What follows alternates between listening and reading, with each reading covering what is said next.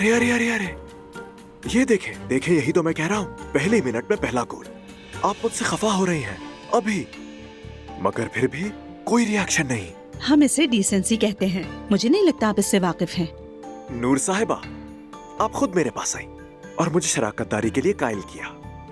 हाँ तो जी हाँ, तो फिर हम अपनी राय का आजादी से इजहार कर सकते हैं, यही तय हुआ था ना? आपके राय देने के तरीके और मेरे राय के इजहार में जमीन आसमान का फर्क है। आप हमेशा बहस के अंदाज में बातें करते हैं। देखिए नूर साहिबा, मैं जब अपनी राय देता हूँ तो खुल कर देता हूँ। आपको भी राय देते वक्त बिल्कुल ऐसा ही करना चाहिए। क्या मैं कोई गलत बात कह रहा हूँ? यहाँ मसला आपके लहजे का है। लहजा? लहजा? कौन सा लहजा?